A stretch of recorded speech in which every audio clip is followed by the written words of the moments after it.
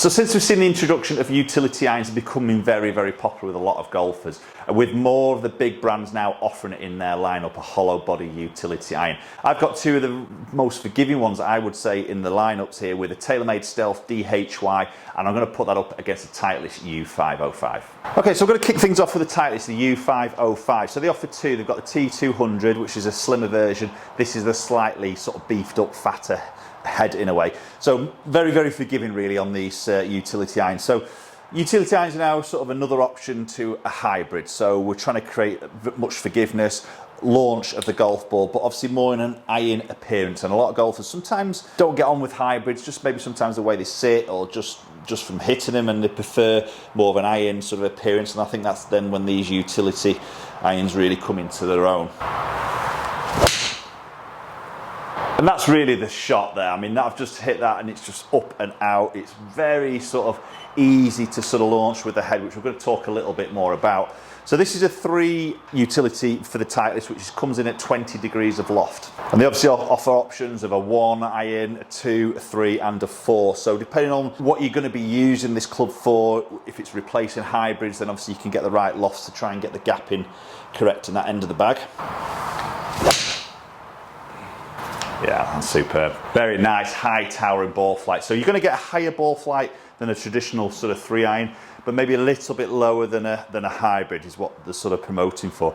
So really, I think you've got to decide why you're putting this in the bag. Is it a replacement to a hybrid that, like as I mentioned, you may sort of not get on with great, or is it an option to hit off the tee, possibly going to a 2? As I say, with Titleist, they offer a 1 iron as well, don't they? So if it's a bit of a tee option, which it is for me personally, so I carry a 2 iron version of one of these, so that is definitely an option off the tee. Maybe try to chase one into a par 5 depending on the wind, etc. So obviously I think the first thing to look at with these sort of larger ones is just the look of it, and again I think looks are very personal, aren't they? You are going to see a bit of that head sort of showing at the back of the top line, so you get a little bit bulbous in a way in terms of a look.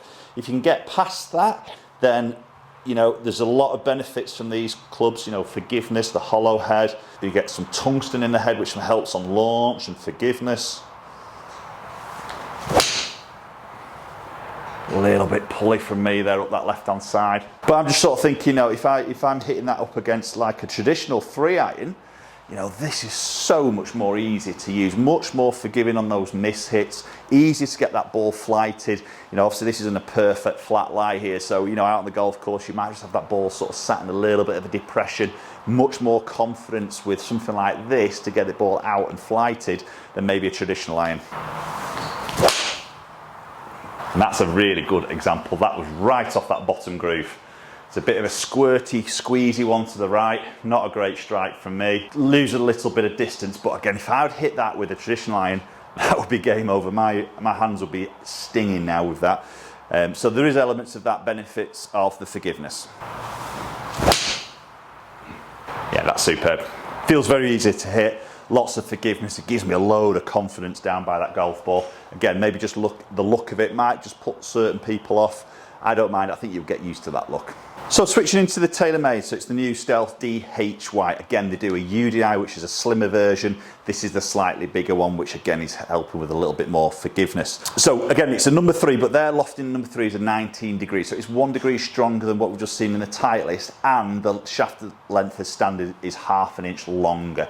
So potentially TaylorMade there, maybe just trying to squeeze out a little bit more speed to maybe try and get that sort of distance. But obviously they'll be working and building this in and around their sort of hybrids and irons as well. So it's all about trying to get that gap in that part of the bag, isn't it? Very different look with this against the Titleist. Again, you've got obviously that iron appearance, but definitely a thicker top line and definitely seeing, again, a lot behind that club head, and probably more noticeable in the TaylorMade, maybe seeing the back of it, than the Titleist. It seems to be sort of a bit more subtle in the Titleist one. This one definitely sort of seeing it's very sort of rounded as well. So quite a long blade length, quite rounded. Probably not as, I'm not as much of a fan of the look of this.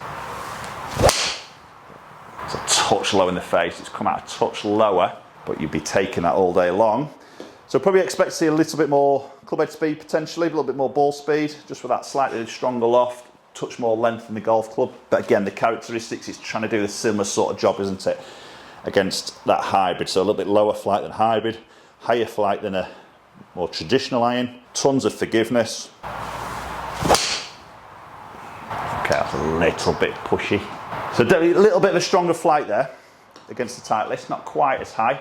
So similar process with the Stealth as we see with the 505 there. We've got some weight in the bottom. Now obviously it's a little bit more visible in TaylorMade with that weighted screw, which is in the centre on the sole. So that's pulling that CG down low in that club face. Again, that's all about helping that ball launching up into the air. We've got the speed slot there, help on the low strikes, a little bit of flex to obviously try and keep up a little bit of speed.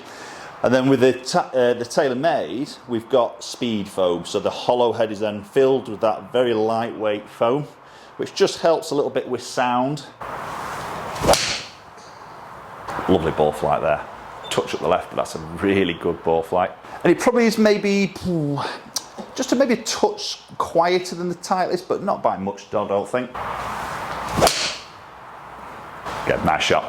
Always a fan of these utility irons, you know, making it a little bit easier. As I say, I'd always use one as an off the tee option. Always like to sort of see that flight quite low, especially in those windy conditions, maybe playing on a links golf course. You might sort of want to see this. What we saw at the Open this year at St Andrews was a lot of golfers would have taken that 5-wood out of the bag, maybe that hybrid out of the bag, and switching a utility iron in there for that low shot, that low sort of runny sort of shot. It's good, very good. Okay, let's go and check a few numbers out just between those two clubs and see what the differences are maybe in the performance. As we expected really, we see a difference of that club head speed. You can see 99.7, 95.8. So as I say, we've got a ½ inch difference of the length, and it's slightly lighter shaft option in the TaylorMade versus the Titleist, so probably just making up for a little bit of that extra speed through there. Obviously that's going to equate to a little bit more ball speed, especially with that 1 degree less loft. So we can see the 144.6, 140.2 as an average.